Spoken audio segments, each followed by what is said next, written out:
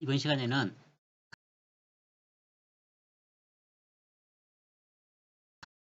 특정 가격을 우리가 인상했을 때에 그대로 수입으로 반영이 되는가의 여부에 중요한 내용이 바로 탄력성에 관한 내용입니다. 즉 수요량이 이 가격 변화에 어떻게 반응하는지를 정확하게 파악하기 위해서 탄력성 개념을 이용해서 이 경제학적 분석을 할 수가 있다는 뜻입니다. 먼저 이 탄력성에 관한 정의는 이렇게 하고 있어요. 한 경제 변수가 변화했을 때 다른 변수가 얼마나 변하는지를 나타내는 개념. 쉽게 우리가 이제 아래 내용을 보시면 이해가 되실 겁니다. 먼저 수요의 가격 탄력성입니다. 즉 기준을 잘 보세요. 기준이 가격이 변할 때입니다. 그죠? 가격이 변할 때 이 수요량이 변하는 정도를 뜻하고 있죠. 따라서 탄력적이다, 비탄력적이다 하는 표현을 쓸 때는 현재 수요의 가격 탄력성이기 때문에 기준이 가격이 되어야 됩니다. 그래서 가격 변화율에 비해서 수요량 이 변화율이 크면은 그 상품의 수요는 우리가 탄력적이다 라고 표현하고요. 가격 변화율의 그 변화폭에 비해서 수요 변화량이 적으면은요, 비탄력적이다라는 표현을 쓰자는 거예요. 따라서 이 수요의 가격 탄력성이라고 하는 것은 결국 분모의 가격 변화율이 들어갑니다. 그죠? 분모의 가격 변화율이 들어가고 분자에는요, 이 수요의 변화율이 들어간다는 것. 즉, 이 기준점이 바뀌면은 곤란하겠죠. 이 개념부터 먼저 정확하게 여러분들이 이해를 좀 하시고요. 자, 이 수요의 가격 탄력성이라고 하는 것을 공식으로 표현을 하면 이렇게 되겠죠. 수요량 변화율을 가격 변화율로 나눈 값에 이제 마이너스로 표현되어 있다는 것도 여러분들이 잘 기억을 하셔야 됩니다. 즉 우리가 수요 변화는 수요 곡선에 의해서 이런 곡선이 되었었죠. 따라서 마이너스 부호로서 활용을 한다는 것입니다. 그래서 이것을 수식으로 다시 표시를 해보면은 델타 값으로 우리가 보통 표현을 하죠. 그래서 부호는 마이너스이고요. 델타 값, 즉 가격 변동 분의 수요 변동 양이 되겠습니다. 그래서 이것을 백분율로 이제 표현을 하고 정확하게 이것을 이제 풀이를 하면 이렇게 나온다는 뜻이죠. 그래서 가격 변동 분의 수요 변동 곱하기 수요 변동 분의 가격을 곱하면 된다는 뜻입니다. 수요의 탄력성을 그래프로 이해를 해보겠습니다. 현재 C점을 먼저 기준으로 한번 볼게요. 이 변화율을 구할 때 현재 양과 변화량을 모두 고려하죠. 따라서 현재 이 균형양, 즉 C 양에 따라서 이 탄력성이 서로 달라지게 된다는 내용인데요. 이 직선상에서 이러한 수요 곡선상에서 두 점의 그 탄력성 기울기로 나타나는 이 변화 비율이 같더라도요. 각 시점의 그 초기 양이 다르기 때문에 서로 달라진다는 개념인데요.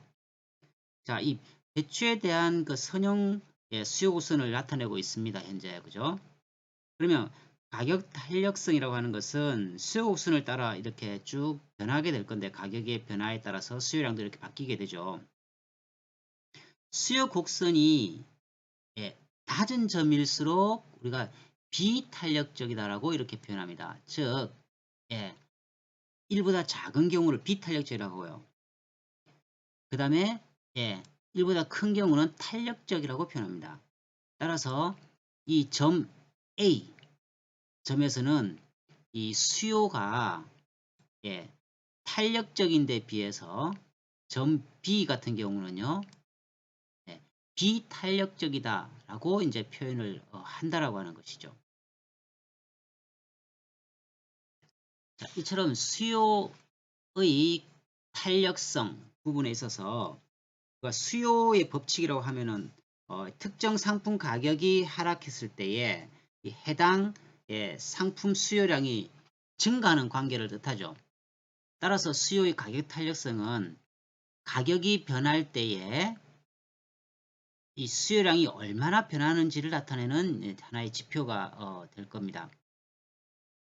즉 가격 탄력성은 수요 곡선을 따라 변화할 것이다. 즉 한 상품의 가격 변화 율에 비해서 수요량 변화율이 크면은요 우리가 탄력적이라고 표현했죠. 반면에 가격 변화율에 비해서 수요 변화량이 작으면요 비탄력적이라고 하는 표현을 썼습니다. 따라서 이 수요 곡선이 낮은 점일수록 비탄력적이다라고 표현할 수가 있다는 것이죠. 따라서 여기서 탄력성이라고 하는 것은 중요한 개념으로서요. 탄력성이라고 하는 것은 결국은 직선에 뭐가 된다? 기울기와는 서로 다르다라고 하는 것을 기억을 하셔야 돼요. 다음 예시를 통해서 여러분들이 한번 이해를 돕도록 그렇게 하겠습니다. 자, 수요곡선 기울기가 동일하더라도 즉 이런 경우 기울기는 같죠. 동일하더라도 곡선상의 각 점의 그 탄력성은 서로 다를 수 있다라고 하는 것을 먼저 염두에 두시기 바랍니다. 그래프를 이용해서 수요의 가격 탄력성을 실제로 계산을 한번 해보겠습니다. 배추의 수요 곡선의 가격 탄력성을 현재 나타내고 있는 그래프죠. 단위는 배추 가격은 1,000원이고요. 수요는 1,000포기 기준입니다. 그러면 A 기준에서 먼저 계산을 해볼게요. A 기준입니다. 자, 원래 가격을 우리가 P1이라고 했어요. 자, P1 가격 5,000원이죠. 그때 Q1은 1,000포기가 될 겁니다. 가격이 만약에 P2로 이렇게 하락했다라고 하는 전제를 가지고요. 수요는 어떻게 됩니까? Q2, 즉 5,000포기로 늘어나는 것을 보실 수가 있어요. 이럴 때에 가격 탄력성을 계산을 해보자는 거죠. 먼저 A점, 즉 P1이 5,000원, P1 5,000원, 그 다음에 1,000포기에서 시작하는 수요의 가격 탄력성을 먼저 계산을 하자는 겁니다. 자, 가격이 1,000원으로 하락했기 때문에 현재 B점이죠. 이 B점에 이른다고 하면 가격은요. 자, 이 가격은 어떻게 계산이 이루어집니까? 자, 물론 델타 가격의 변화를 계산을 해보시면은요. 자, 가격 기준은 5,000이죠. 원래 5,000이었습니다. 5,000 기준해서 5,000에서요. 가격이 1,000원으로 1,000원으로 하락을 했기 때문에 100분 비율로 계산을 하면은 어떻게 됩니까? 이것은 80%가 되겠죠. 80%가 됩니다. 그 다음에 수요 변화는요. 1,000에서 5,000포기로 늘었죠. 기준이 1,000에서 이번에는 5,000포기로 증가되었어요. 그러면 몇 퍼센트입니까? 400%가 나오죠. 400% 가격 하락 시 수요가 증가한 그래프입니다. 그러면 우리가 수요의 가격 탄력성은 어떻게 계산되어집니까? 가격 변동이죠. 즉 80분의 수요량 400이 됩니다. 5가 된다는 것을 계산을 해 보실 수가 있죠.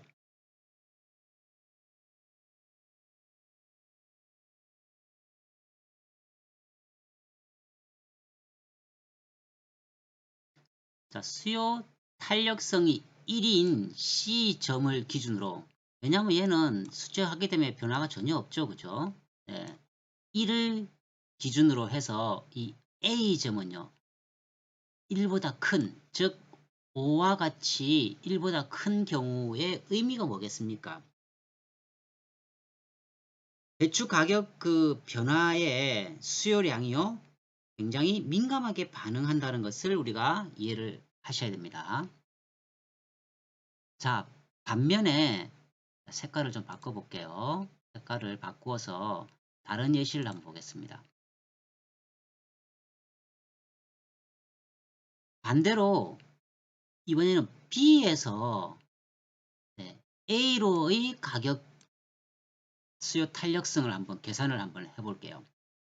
어떻게 계산이 되겠습니까? 자, 가격 변동은요. 자, 여기서 이렇게 되니까요. 거꾸로 1000에서요. 5000으로 되죠.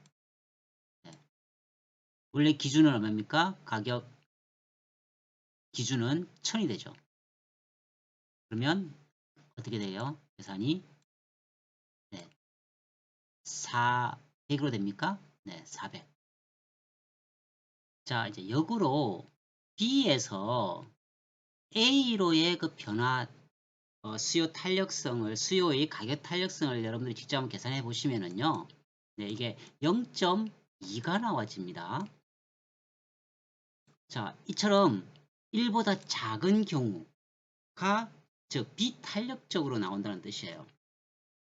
서로 A와 B, 즉 기준점이 어디냐에 따라서 기울기는 다 같지만 네, 이 수요 가격 탄력성이 다르게 나온다는 것을 여러분들이 결론적으로 이해를 좀 하셔야 돼요. 첫 번째, 탄력성은 직선의 기울기와는요 다르다고 하는 것이죠.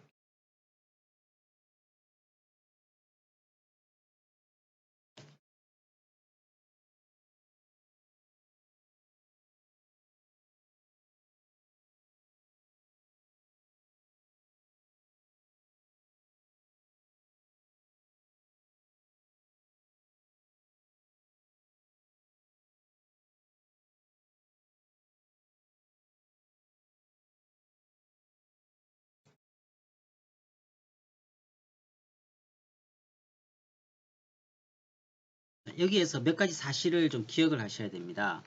즉, 첫 번째, 이 탄력성이라고 하는 것은요, 직선의 기울기와는요, 다르다고 하는 게 결론이었죠. 5와 0.2로 차이가 나더라는 것이죠. 전체 수요 곡선의 기울기가 동일하더라도 곡선상의 각 점의 탄력성은 다르다는 것입니다. 어디 기준을 하느냐에 따라서 달라진다라고 하는 것.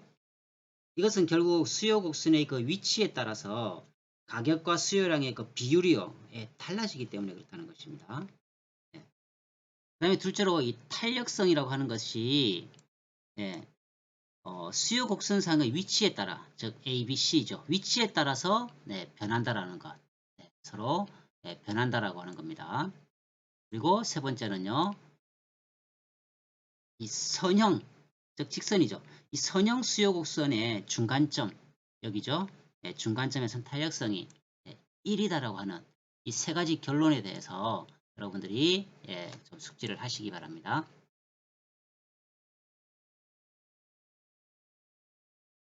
자, 다음은 이 한 상품 수요의 그 탄력성 정도를 결정하는 변수가 무엇인가를 우리가 살펴볼 필요성이 있습니다. 자, 먼저 그래프 내용을 한번 따져볼게요. D1요. D1은 탄력성이 제로라고 되어 있죠. 그래서 비탄력적입니다.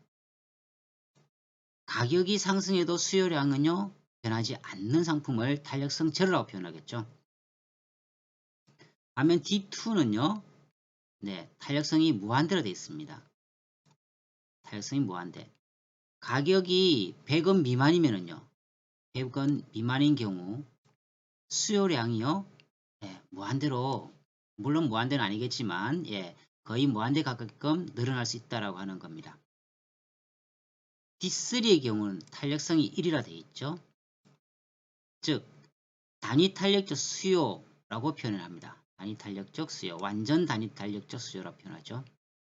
가격이 10% 상승 시 수량도 10% 감소하는 뭐 이런 경우겠죠. D4를 한번 보세요. D4는 비탄력적 수요, 가격이 200원에서 100원으로 하락하면은 비탄력적 수요는요 5개에서 6개로 뭐 일부 증가하는 정도.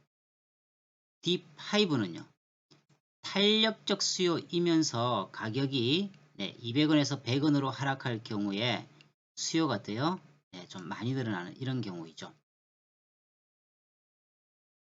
자, 좀 전에 내용 조금 정리를 하면은요.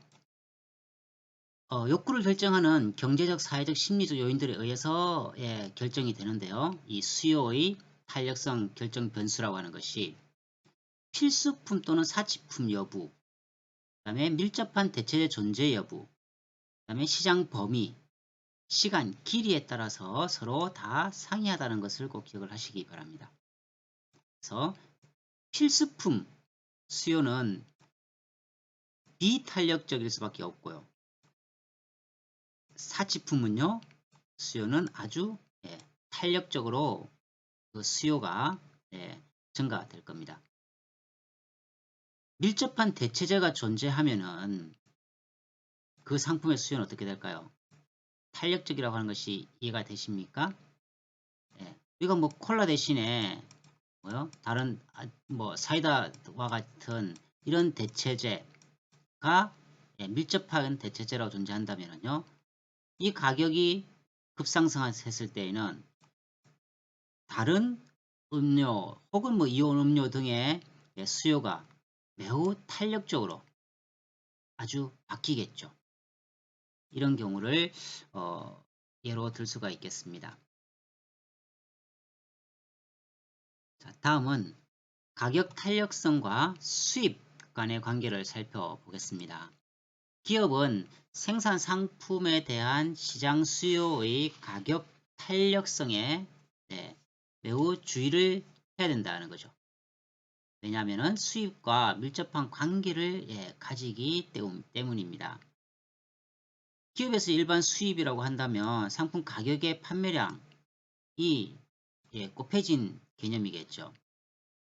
따라서 이런 수요의 그 가격 탄력성이 비탄력적일 때 가격이 오르면 총 수입도 증가하게 될 것입니다. 자, 예를 보세요. 가격이 1,000원에서 2,000원으로 증가할 때 수요량이 100개에서 60개로 감소한다고 한다면 가격 탄력성은 0.4가 되겠죠. 수입은요. 10만원에서 12만원으로 늘어납니다. 여기에서 가격이 상승할 때 수입이 증가하는 것은 이 가격 상승률에 비해서 수요량 감소율이 어떻게 해요? 적기 때문에 가능하다는 뜻이죠. 자, 여기서 한번 계산을 한번 해보세요. 가격이 1,000원에서 2,000원으로 인상됐어요. 그러면 델타 P는 얼마입니까? 1,000원이죠. 델타 P 1,000원입니다. 수요량은요. 100개에서 60개, 즉 어떻게 됩니까? 40개네, 그죠? 40. 따라서 100분의 4가 되니까요. 탄력성이 0.4가 되는 것을 계산해 보실 수가 있겠죠. 그 변화 델타 P 대비 델타 Q의 가격 변동 폭에 따라서 수입 정도가 결정이 될 것입니다. 자, 생활 경제학 내용입니다. 기업이 같은 상품과 서비스를 공급하더라도 소비자들을 구분해서, 즉 이와 같이 교수식당 가격을 학생식당 가격보다 비싸게 받는 이유, 자, 이런 것을 우리가 가격차별이라고 할 수 있죠. 그렇게 하는 이유와 했을 때의 수익과의 차이가 어떤 게 있냐는 겁니다. 극장이나 식당은 학생보다 일반인에게 더 비싼 요금을 부과합니다. 그래서 학생 할인 혜택을 많이 주고 있죠. 전기회사의 같은 경우도 비성수기보다 성수기에 비싼 요금을 적용합니다.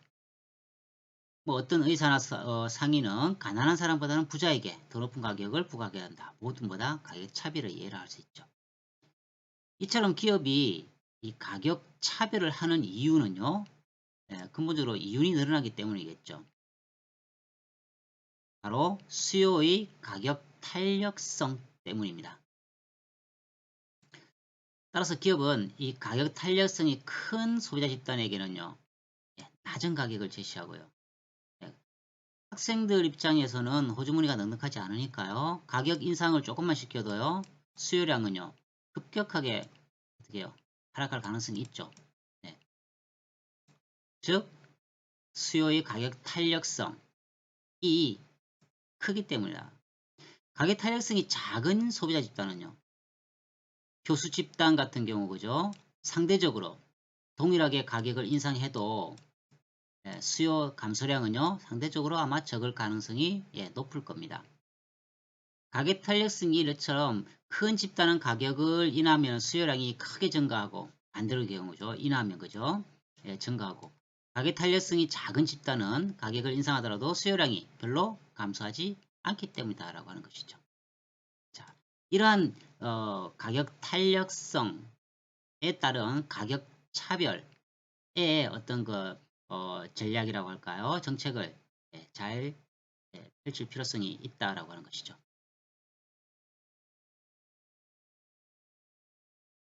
다음 수요의 소득 탄력성입니다.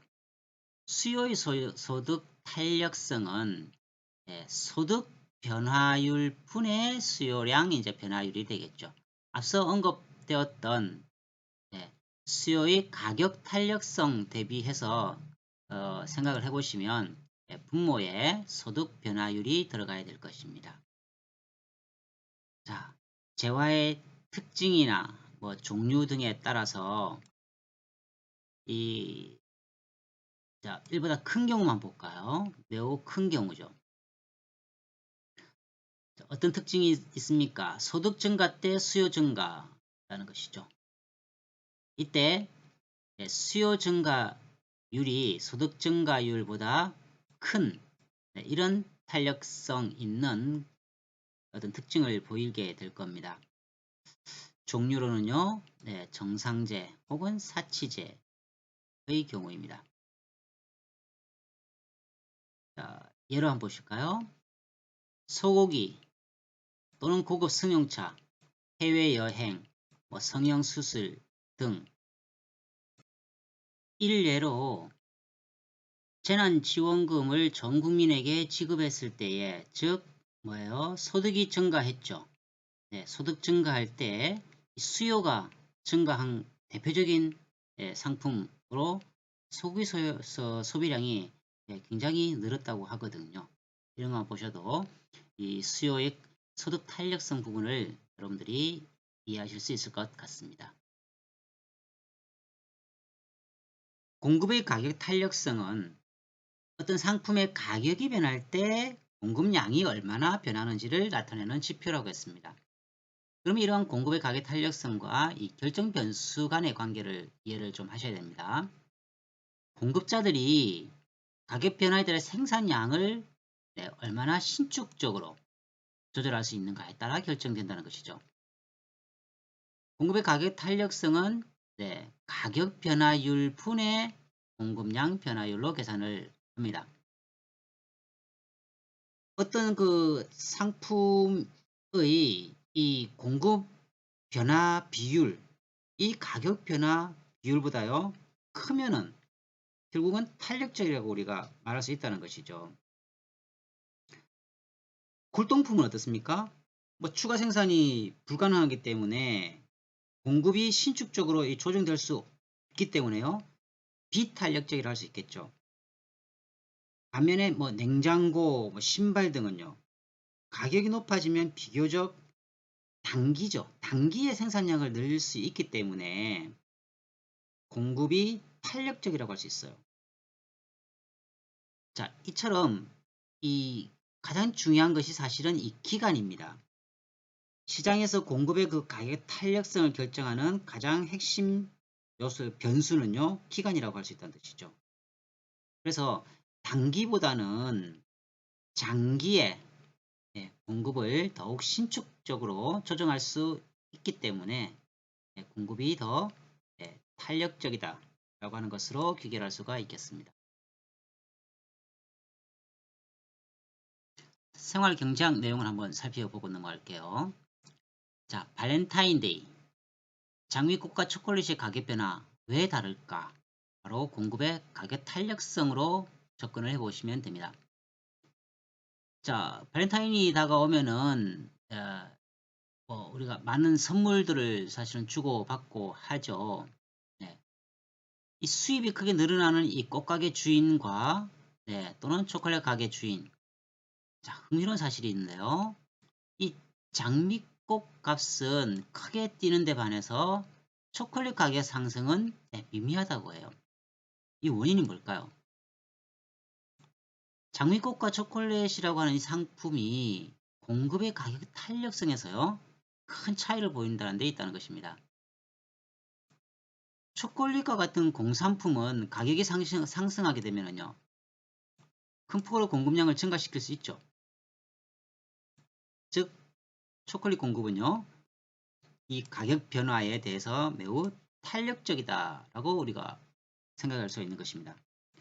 반면에 장미꽃 공급은요, 아무리 가격이 많이 올라도 단기간 내에 크게 공급량을 늘릴 수가 없죠.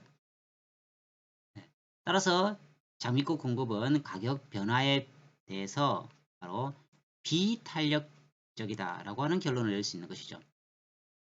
따라서 두 상품의 수요가 비슷하게 증가하더라도 이 초콜릿 가격보다 꽃값이 훨씬 크게 오르는 이유입니다.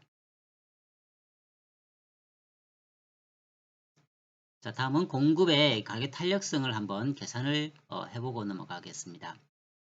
자, 사과 가격이 1,000원에서 2,000원으로 증가. 사과 공급량은요, 100개에서 300개로 늘어난다고 합시다.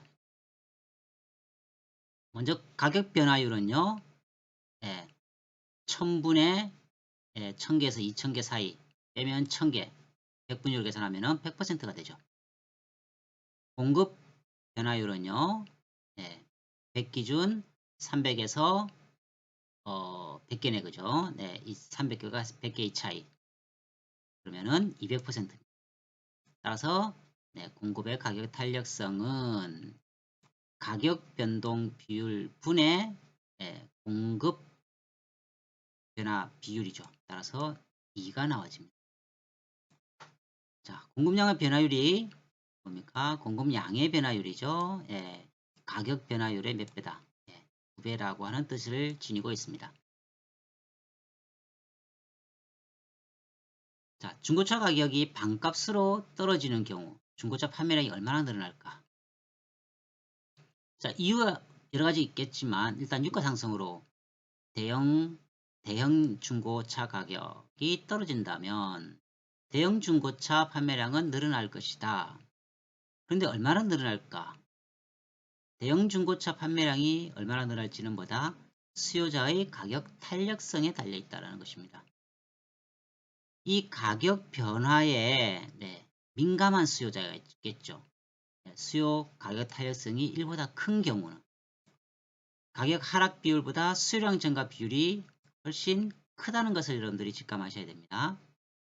반면에 이 가격 변화에 둔감한 수요자, 즉 수요 가격 탄력성이 1 이하인 경우는 가격 하락 비율보다 어떻다요? 낮은 수요량 증가 비율을 보인다는 것이죠. 지금 현재 우리가 전제로 한 이 큰 차들 있죠. 대형 중고차 수요자가 가격 변화에 민감할 때는 중고차 매출이 많이 늘어나겠죠. 반면 가격 변화에 둔감할 때는요, 대형 중고차 매출액이 줄어든다라고 하는 결론을 내릴 수가 있어야 될 것 같습니다. 자, 끝으로 시사 경제 용어를 살펴보겠습니다. 자, 먼저 콜옵션이죠. 특정 자산을 만기일 또는 만기일 전에 미리 정한 가격으로 살 수 있는 권리. 삼성바이오로직스를 예로 들어놨습니다. 자, 85대 15로 공동 투자해서 향후 주식이 약 49.9%까지 살 수 있는 콜옵션을 제공했다. 이런 경우 지금 현재 여러 코로나 바이러스에 어떤 관련돼서 주가가 많이 뛰었다는 것을 여러분들이 아마 인지하실 겁니다. 콜옵션이죠. 다음은 스튜어드십 코드입니다. 기관 투자자의 의결권 행사 지침으로, 그러니까 이 주인 재산을 관리하는 집사들, 집사처럼 고객 자산을 수락 운용하는 기관 투자자가 투자기업의 중장기적 성장과 고객 자산 이익 향상을 위해서 기업의 의사결정에 적극적으로 참여하는 그러한 행동 지침, 스튜어드십 코드입니다. 한동안 국민연금관리공단에서 이 스튜어드십 코드를 실제로 발동을 했었죠.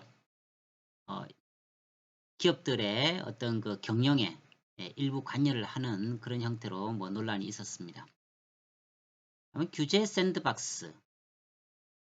신규 산업에 대해 일정 기간 규제를 풀어주는 제도로 되어 있죠. 규제를 풀어주는 제도입니다. 정부의 역할이 미래 비전을 제시하고 측면에서 지원해주는 역할이어야 된다라고 제가 한번 언급을 했습니다. 그럴 때에 기존에 있던 각종 규제 때문에 새로운 어떤 그 사업 진출이나 이런 것을 하지 못하는 경우를 예방하기 위해서요, 한시적으로 규제를 풀어주는 제도이죠. 기업의 성장 단계에 따라서 필요한 자원을 신산업 성장을 촉진하는 데 목적이 있다. 그렇죠? 최근 정부는 4차 산업혁명 등 신산업 육성하기 위해 규제 샌드박스를 도입하기도 했다. 다음은 스키밍 가격 전략입니다. 신제품 출시할 때 진출 가격을 처음부터요, 고가로 책정한 후에 점차적으로 가격을 낮추는 전략이죠. 초기 고가 전략이라고도 합니다. 저가의 대체품이 출시되기 전 투자금을 회수하고 추후 가격을 낮춰서 소비층을 확대하는 방식으로 이윤을 극대화하는 방식으로 이 가격 정책의 일환으로 활용을 하고 있습니다.